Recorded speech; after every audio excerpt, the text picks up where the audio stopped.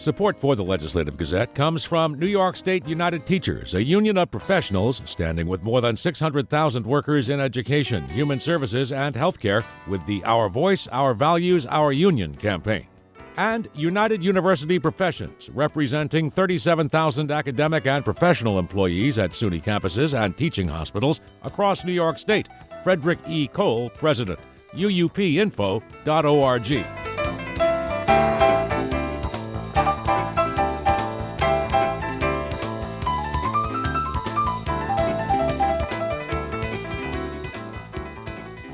You're listening to the Legislative Gazette, a program about New York State government and politics. I'm Jim Levulis, in for David Gastina. And joining us now is our political observer, Alan Chartock. Alan, obviously a wild week in New York State politics. Of course, Governor Andrew Cuomo in office since 2011, announcing that he will resign August 24th. Your initial reaction to that? We knew it would come, at least we thought it would, because he had nowheres to run. He didn't have a single friend left. He didn't have anybody that he could rely on. Nobody, and I mean nobody, was speaking for him. So he had to do something in order to get out from this incredible pressure. And the pressure was mounting. Just think about it, Jim. The idea that the district attorneys were now getting involved in this and the potential for criminal action was there. I remember very well when Elliot Spitzer, who I very much liked, but who got into a lot of trouble for running a prostitute across the state lines, as I remember it, was in trouble. He just got out. He made it easy for himself. Now he's an outstanding businessman in New York City. Cuomo didn't do that. He was holding on for dear life, thinking, I suspect, that it would be all right eventually and he could outwait this thing. Into all of this comes the New York State Assembly, and they decide amongst them, and this means Democrats, that they were going to impeach the guy. Now, impeachment in Albany is nothing like impeachment in Washington, because impeachment in Washington means first the House of Representatives impeaches you, and then you go to this United States Senate, and they have to convict you. What happens in the Albany version, the New York State Constitution, is you get impeached, and you have to step aside, and the lieutenant governor steps in. And that is a very different process until the trial comes up in the Senate. And since the president of the New York State Senate had said that she was for basically his resigning and getting out, there was no doubt about whether he would be found guilty in that trial, even though all of the state Supreme Court judges who Cuomo had appointed were going to be members of the Senate panel, which would be considering the impeachment. So if you're following me, he was out of cards. There was nothing that he could do. He got up on Tuesday and he said, I'm going to tell you why I'm not guilty, blah, blah, blah, blah. And then all of a sudden, he floored all of us by saying, but for the reason of keeping New York State going, I'm going to resign. I'm going to step aside.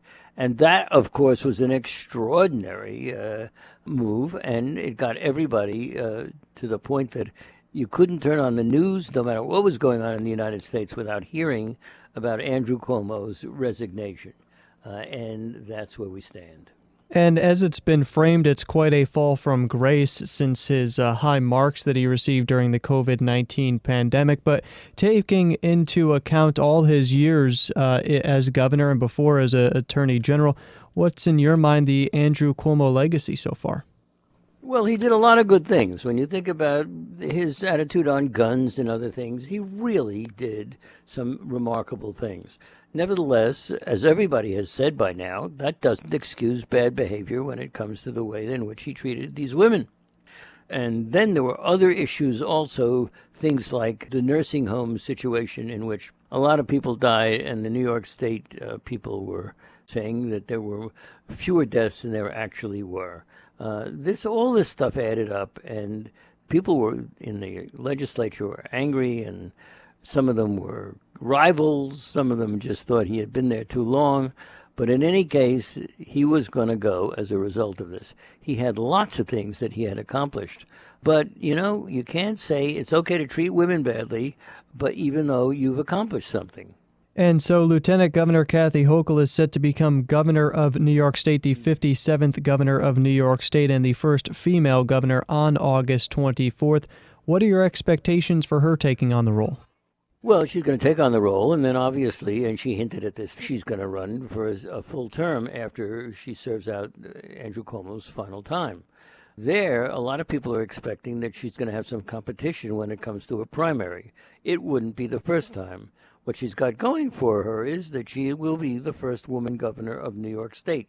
That's pretty powerful. On the other hand, if Letitia James, who, after all, wrote the report that got Cuomo into all of this trouble, ends up entering the primary against Hochul, it may well be that she'll beat her.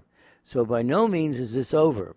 You know, Jim, there's another thing. I often kid and say, written in invisible ink into the New York State Constitution is the provision that in order to be elected governor, if you're a Democrat, you have to come from the 5 boroughs of New York City or the surrounding suburbs. So this is going to be an interesting fight. There will be some men and others who will be deterred from running against this first woman governor.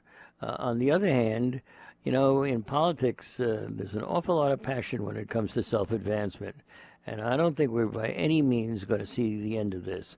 You may remember that Andrew Cuomo himself made sure that Mr. Patterson, his predecessor, was primaried, and that's where it is. We knew that Cuomo would win. That's why it all happened that way. But he wasn't above doing that, and I suspect we're going to see other people who are going to want to be governor. That's our political observer, Alan Chartock.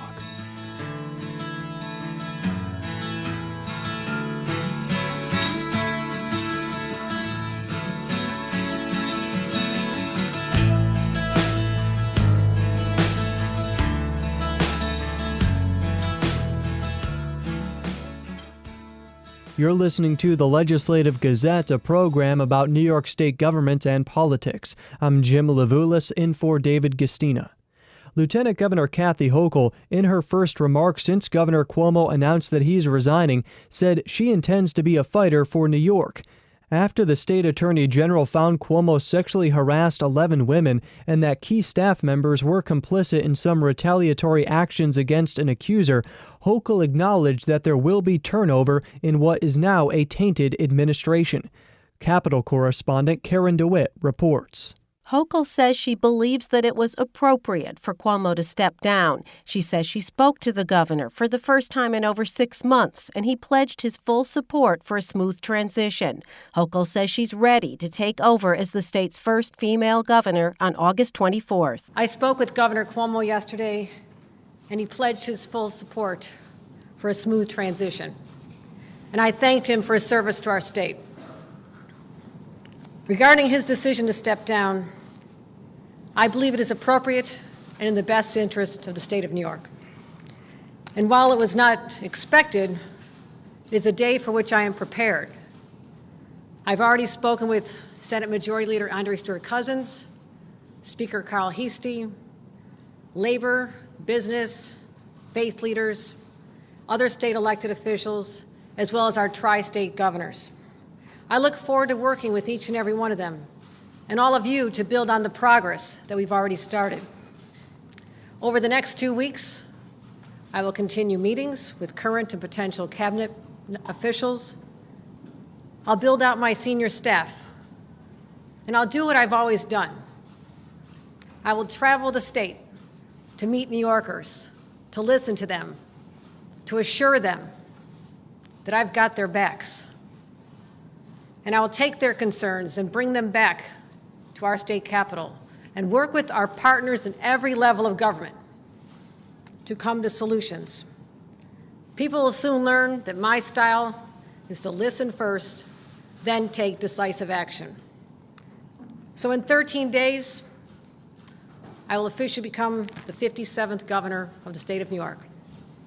And shortly thereafter, I look forward to delivering an address to all New Yorkers to lay out my vision for the great state of New York. But make no mistake, our work has already begun. And I know this year and a half has been so challenging for families and businesses across our state. And sometimes it doesn't feel like it's getting easier. The Delta variant is still raging, and it's going to take all of us to defeat it. Hochul says her style as the chief executive will be to listen first and then take decisive action, a contrast to the top-down, hard-charging style that Cuomo employs. But she says that doesn't mean she'll be complacent. And the promise I make to all New Yorkers, right here and right now, I will fight like hell for you every single day, like I've always done and always will. Hochul says she intends to continue with many of the administration's key policies and programs, including the $15 minimum wage and paid family leave and economic development projects. But she says one tradition that will not continue is the workplace atmosphere of bullying and intimidation that was outlined in the AG's report. And I'm going to stand right here. At the end of my term, whenever it ends, no one will ever describe my administration as a toxic work environment. Hochul was hesitant to outline a new agenda, saying she is not yet governor for 13 days. She also would not reveal who she might pick as her lieutenant governor, saying she's considering a number of individuals. But she hinted that they might come from the downstate area to balance Hochul's Buffalo origins. She says there will be turnover in the administration and that several top aides to Cuomo named in the Attorney General's report as having acted unethically will not keep their jobs. Hochul will inherit a number of big challenges, including rising COVID-19 rates due to the Delta variant and the state's stagnating vaccination rate. She would not rule out reissuing a state of emergency to deal with the pandemic or issue mask mandates, saying all options are on the table. But she says she intends to work first to convince more New Yorkers to get the vaccine. I think the answer is very simple. More people being vaccinated is our key out of this. And I'm going to be working with the communities where the rates are higher, the infection and the vaccination rates are lower, and to come up with a very strategic approach to target that and make sure we overcome the hesitation and worries, but also to make it more widely available. Even when Hochul becomes governor, Cuomo is not likely to fade from the news cycle anytime soon. He still faces a criminal complaint from accuser Brittany Commisso, and the Albany County Sheriff is continuing to investigate that claim. There's an ongoing federal investigation into whether he and top aides concealed the true number of nursing home deaths during the COVID pandemic. And the state assembly has not curtailed an impeachment inquiry, even though the governor is leaving. Hochul, asked about whether impeachment should go forward, says she won't dictate to the legislature how they should conduct their business. In Albany, I'm Karen DeWitt.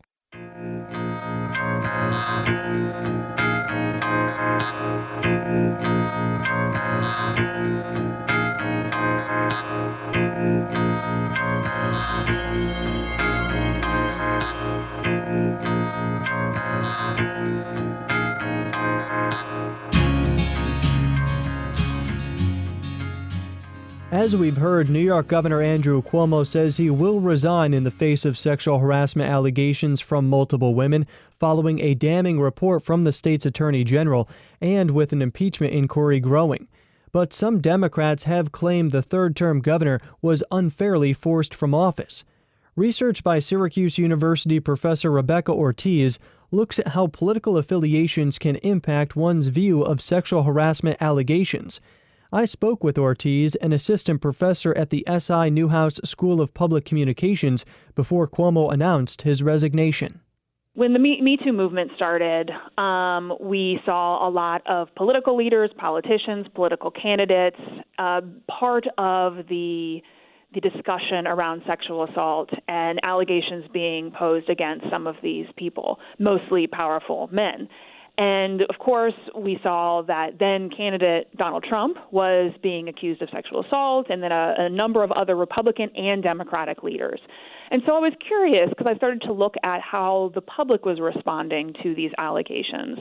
And really mostly anecdotally, because I was just doing some observations of social media, my friends, colleagues, that kind of thing, I started to notice this bias, really, is what ultimately I found in the studies, is that there's this bias towards believing and giving more credibility to allegations that are made against political leaders that are of an opposing party, meaning if you're a Democrat, you would be potentially more likely to believe an allegation against a Republican candidate, or if you're a Republican, a Democratic candidate. And so I was curious, because this idea of blame or reducing the belief in an allegation because it's somebody that is or is not like you is not a totally new finding. So it's under this idea of what's called social identity threat, or out-group discrimination is another term. And our identities are made up of a lot of different things. So one of the, our identities can be related to our gender, our race, ways in which that we congregate in social groups and identify ourselves. And one of the biggest ways right now, especially, I think we could argue, that we identify is based upon our political identities, especially if we are somebody who is politically active and really engaged in that identity. So I was curious to look at, because this idea of social identity threat, where when somebody from your group, especially somebody who represents and is powerful in your group, is accused of doing something bad, it can often feel like a threat to your own identity. It can feel like, not that you're being accused of it, but that a piece of you is part of these allegations. And so you can engage in bias where you're less likely to believe that could be possible, because really you don't want to believe that someone like you could do that behavior. But then it's also, if somebody who's not like me, sort of the out group, the other group, it helps kind of reinforce that my identity is the right one if they're accused, and so I'm more likely to believe. It can get a little hairy, but the basic idea is that we are all trying to protect our egos. And that's been looked at in a lot of different ways. How it hasn't been examined is within the context of sexual assault and political identity. And so I wanted to run some studies to see, okay, does this play out in these particular behaviors and in this particular type of identity?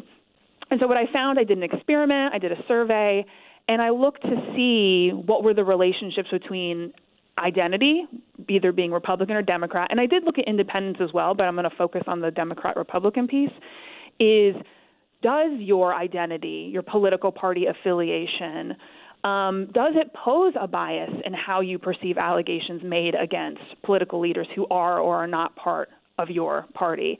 And I found that, just as was hypothesized, that you are more likely to believe the allegations made against a political candidate that is the opposing party, whereas you're less likely to believe them when they're of your party.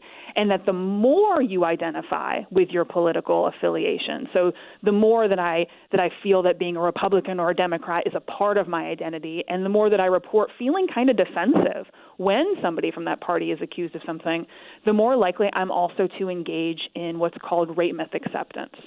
And rape myth acceptance is this idea that I'm willing to put, at least part of it is I'm willing to put blame or at least partial responsibility on the victim. I'm questioning these allegations and I'm thinking, well, maybe that victim shouldn't have done this thing, or maybe that person shouldn't have been there, or that person egged them on. It's a way of misdirecting the responsibility onto the victim. And so what I found is that the more that people identify with their party, the more willing they are to do that. Yeah, no, one of the most interesting aspects of this study that I found was that as it relates to the sexual assault perceptions, an individual's attitude tends to align more closely with their political affiliation even than their own gender identity.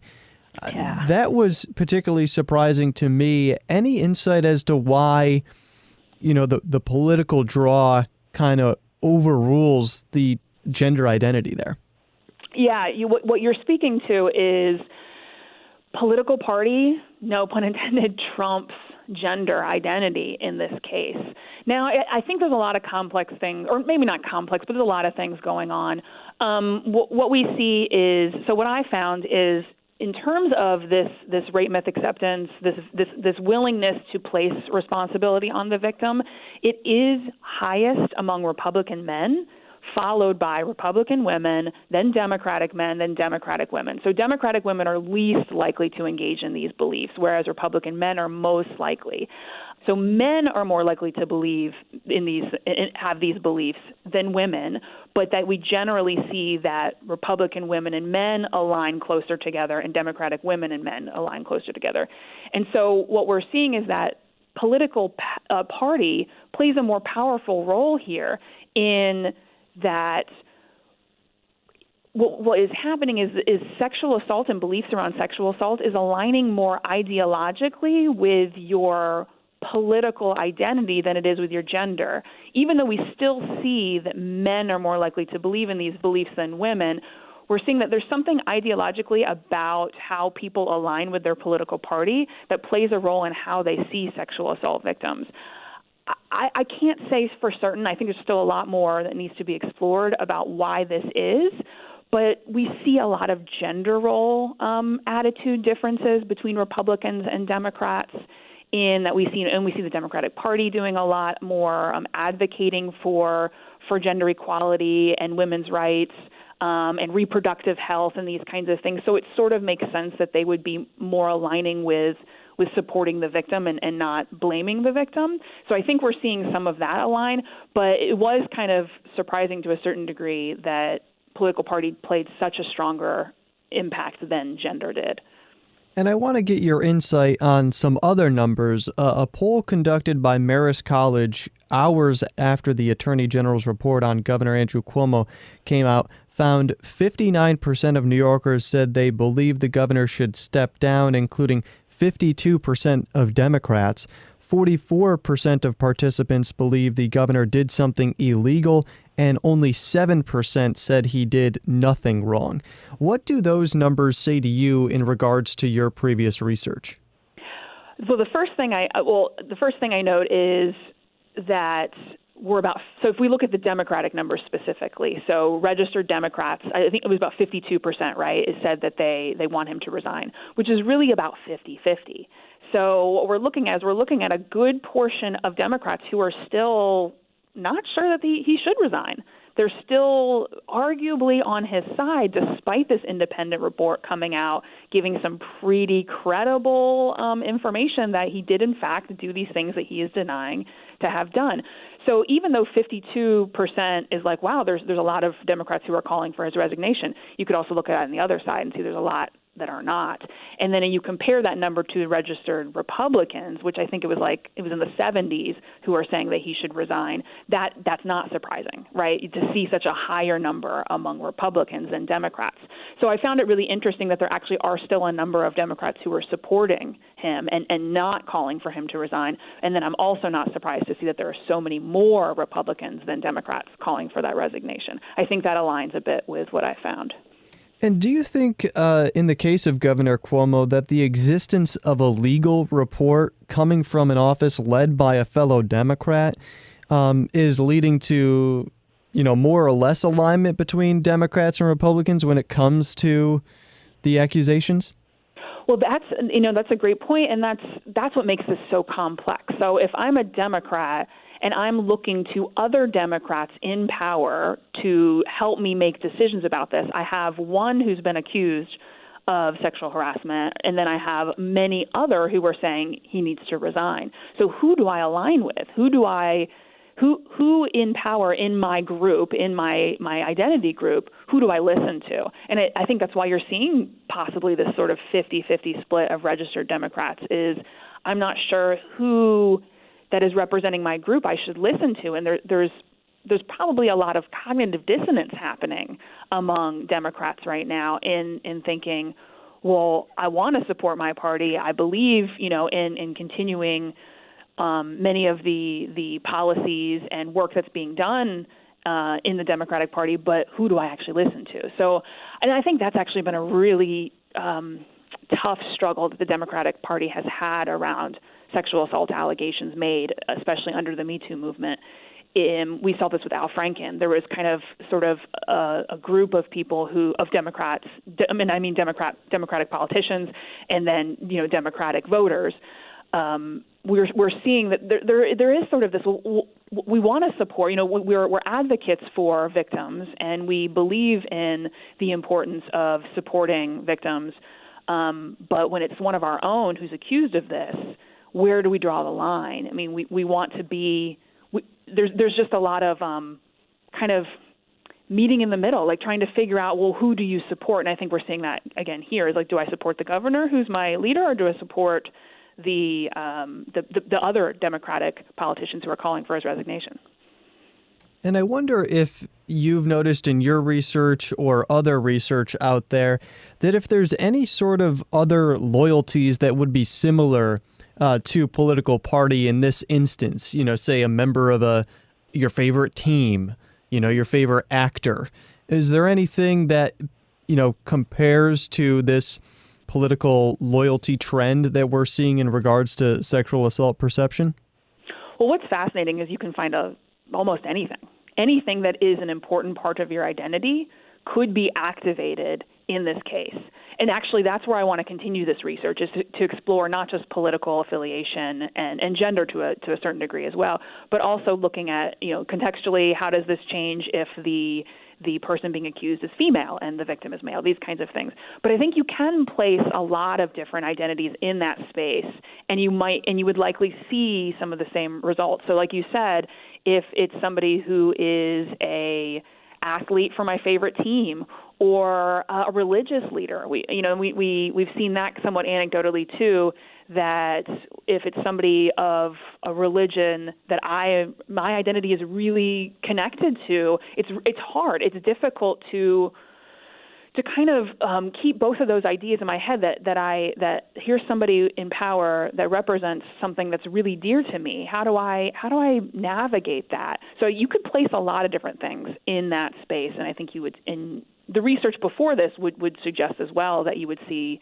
some similar results as I found in my studies. Rebecca Ortiz is an assistant professor at the S.I. Newhouse School of Public Communications at Syracuse University. Thank you very much for your time. Thank you so much.